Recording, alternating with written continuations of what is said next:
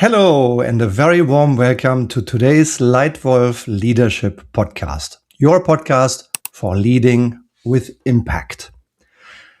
Today's edition is about a topic that is close to my heart, because I've seen this topic to have such profound impact many times in my life.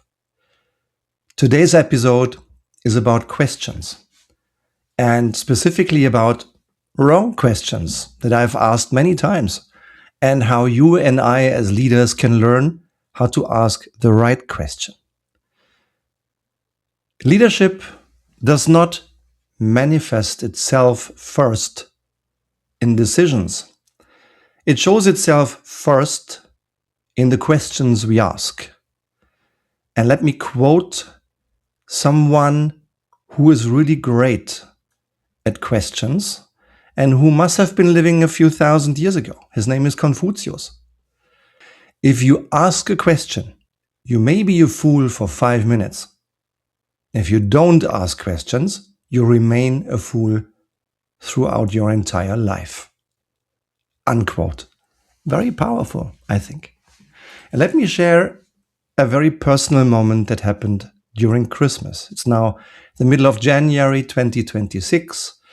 And we were happy and lucky to spend Christmas together with my in-laws, two wonderful people, Tanya's parents, age 85 and 80. And at Christmas Eve, we were together, just Tanya, my sons, and my in-laws. Had a really nice evening. And throughout the evening, one question was suddenly asked. And it was asked to my in-laws. And the question was, hey, Dieter and Christa, is there a question you regret today never having asked your parents? That question was followed of a moment of silence, a few seconds of deep thinking, and a wonderful, deep conversation that not only made me learn more about the parents of my in-laws, but also about my in-laws, about my own family. So it was really a wonderful conversation that was started with one insightful question. Now let's switch to the business world that you and I are leading in. My observation is that many teams are smart, committed, and experienced.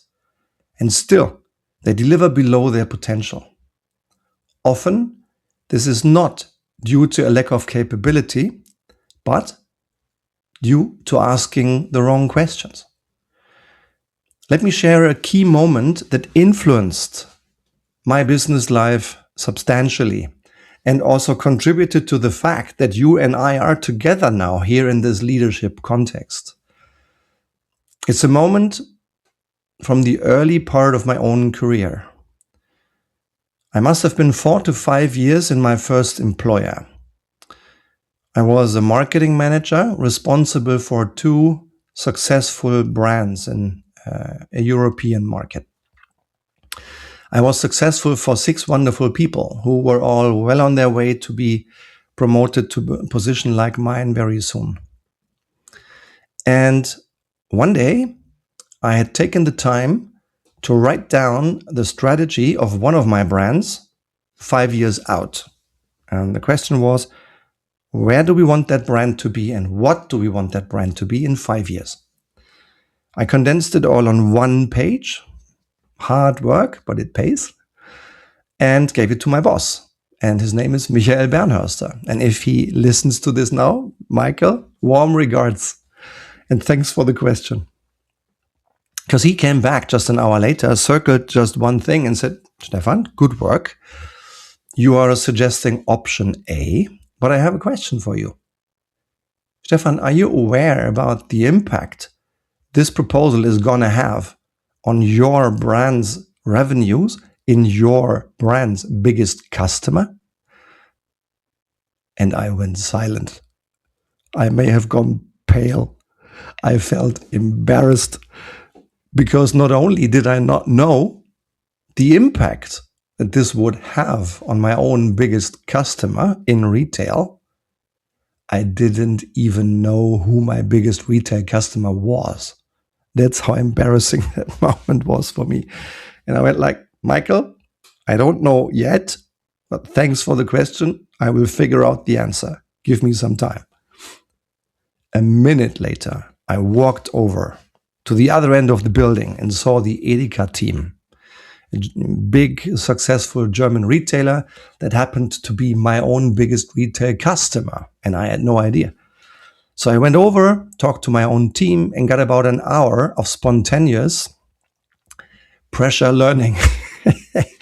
I learned a ton in just an hour. And I went back to my desk, back to Michael, scrapped my old strategy proposal and said, you know what, Michael, forget about it. I'll start over. I'll have a new proposal soon. And by the way, Michael, I've seen that on all the other retailers, we have started assembling multifunctional teams. It's not just the salespeople over there, but there is a finance person, there is a logistics person, and on many teams, there is a marketing person. If ever you decide to staff a marketing person into that Edeka team, Michael, this here is an application. Please transfer me to sales for a year or 2 or 3. I want to learn. And that's what happened about half a year later. And I had 2 fantastic years in the sales department. So that's how profound the impact of that one question was. It made me understand a very impactful leadership technique called asking insightful questions. It made me realize how impactful you can change course, you can change direction without telling anyone what to do. Michael just asked a question. And it shows how profound the impact can be beyond just the business strategy. I volunteered to change functions. I spent 2 years in a completely different department. And that was probably one of the best periods in my entire career because I grew like hell, right?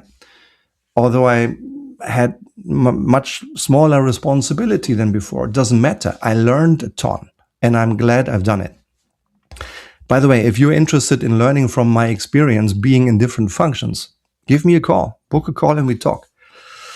So now let's go into a couple of common patterns that I have observed. In researching for this podcast, in preparing for this podcast, I also involved all our cooperation partners.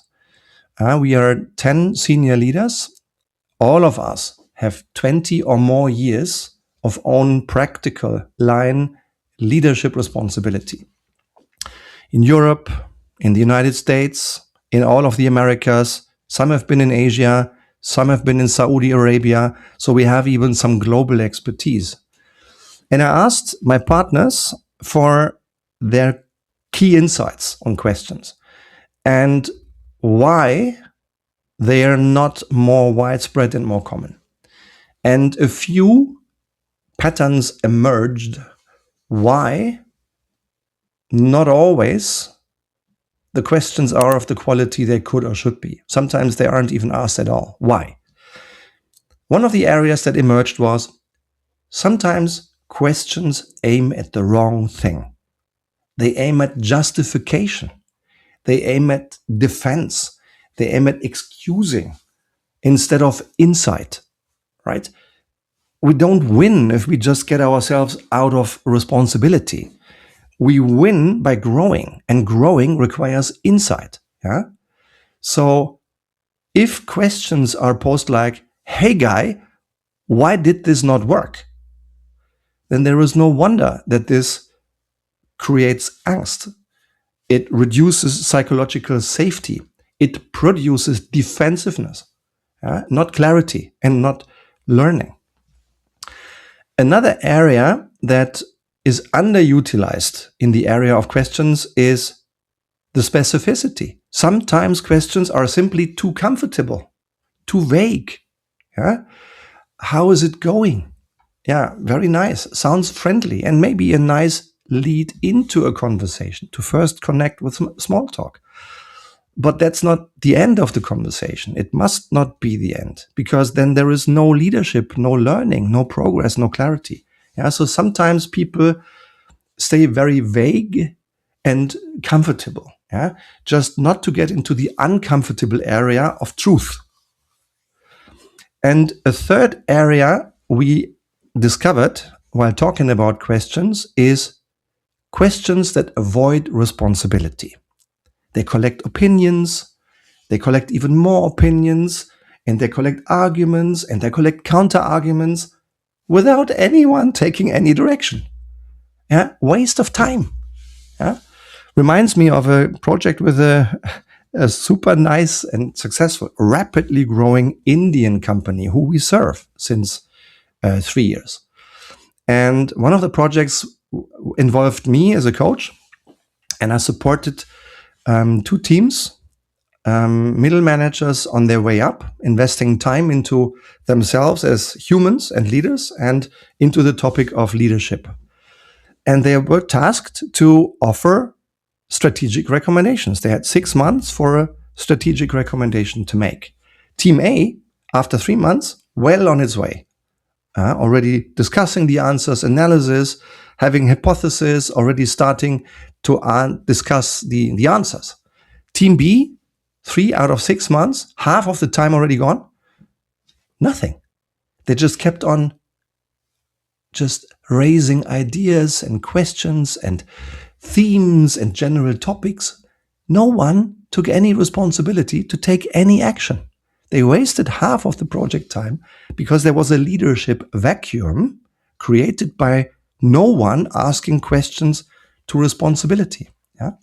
So these are typical areas that we in the team have seen that may lead to situations where questions are just not as impactful as they could be. And now I would like to offer you 3 specific ways how you can ask questions with impact. Tip 1, replace why questions with learning-oriented questions. If we ask, why did this fail? Then of course, the question directs us into the past. And the question directs us towards mistakes. And it creates defensiveness. Instead, I recommend we ask learning-oriented questions to look to the future, to look and search for solutions, for opportunities, for improvements. Yeah? So specifically, I suggest you ask questions that put observation before judgment. Yeah? Observe, don't judge. Ask about patterns, not blame. And clearly separate analysis from decision making. And complete your analysis sufficiently, no more and no less, before you take decisions. So better questions could be, what have we learned about our approach? Where were our assumptions right? Where were our assumptions wrong?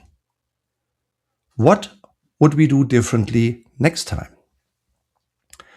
And instead of asking, why did you miss the target? Blame on you. You ask, what specifically prevented us and you from reaching the target? And what can we do better next time? This second kind of question opens up the other person. It opens up the entire team and gives you a chance to unleash real insight. Real insight for improvement that changes customer behavior in favor of your product, service, and brand. So tip number 1, replace why questions with learning-oriented questions. Tip 2, ask questions that force focus.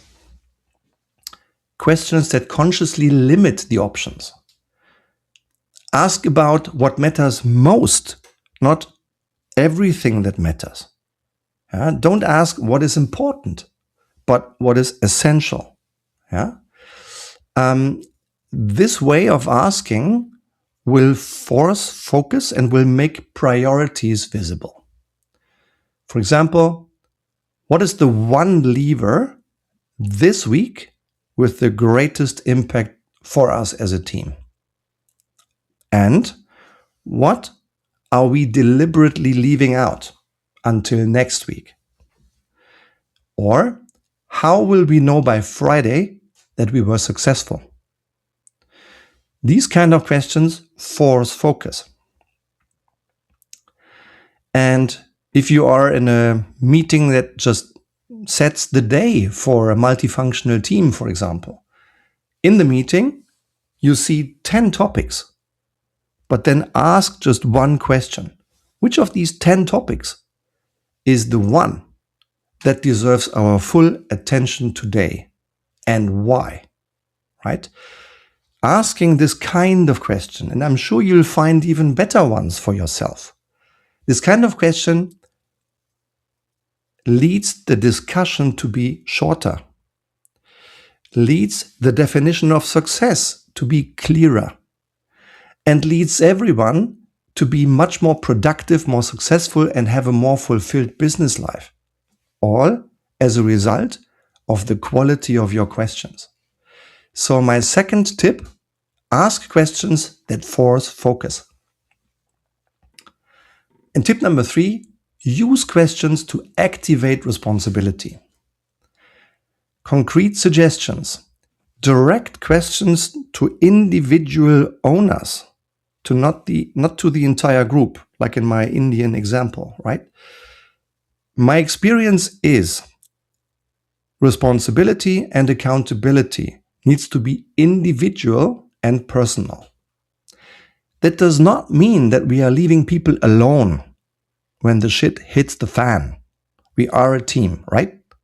But we need to make one individual own the ultimate result. And she or he will for sure, in many cases, need the support of many others. But we need to have one person owning the result. And we should direct questions to owners, not always to the entire group. Yeah?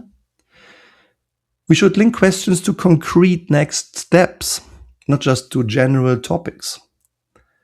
And we should not leave vague questions hanging. Identify them, spot them, sharpen them, clarify them, and translate them into action. For example, responsibility questions. What do you propose? What do you decide now? What result will you deliver by when? Where do you need support? And where do you prefer to be left alone? Huh? And instead of asking, what could we do? Ask, which decision are you making? And what is your next step by when? Leadership can be distributed and dissolved. However, responsibility is then taken clearly and individually by this kind of question. Wrong questions keep organizations busy in many directions. You waste time, you lose success, you get frustrated, and that's exactly the opposite of what you want. Right questions set teams into motion, into one area, into one direction. Let me share one more specific example from my own career, from a gentleman who I really admire. He already agreed that he will soon be a guest here in the LEITWOLF podcast. His name is Chris de la Puente. Chris has been my boss in my first company. He was there in a highly successful global consumer goods company. He spent, I think, 25, maybe even 28 years in this company and had a roaring career, roaring success. And for some time, he was one of my bosses. I had a local boss in the country and I had a European boss in the region. And he was one of my 2 line managers. And I vividly remember when he then led the UK as a country, and we did a country visit in the UK when I had a European responsibility. In many markets, there would be PowerPoint fights with 100 slides or more. Flying to the UK, There was just one sheet of paper. One.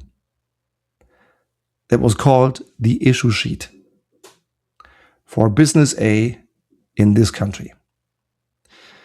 And this issue sheet just contained excellent, insightful, relevant, short questions that targeted exactly the areas where tremendous growth was currently being blocked. Super. And very helpful for the business. So one leadership technique I learned from him, I learned to improve from Chris de la Puente is these few sharp, insightful questions. Now over to you and me. As a leader, your role is not to have all the answers yourself. It is not. But you are responsible for the questions that give direction to the team. So ask less, ask more clearly, ask more courageously. Because those who ask the right questions get better results. I hope you enjoyed this LEITWOLF podcast today. I hope you found something valuable to you that makes you rethink about the power of questions and that maybe makes you experiment with asking the best questions you have ever asked. If you enjoyed this podcast, please take your smartphone right now, leave us a star rating and leave us a short reference. It helps us a lot. I thank you for your time and I really very much look forward already now for you and me to be together again in the next LEITWOLF podcast in the next few days. Thank you very much. Take care and see you soon.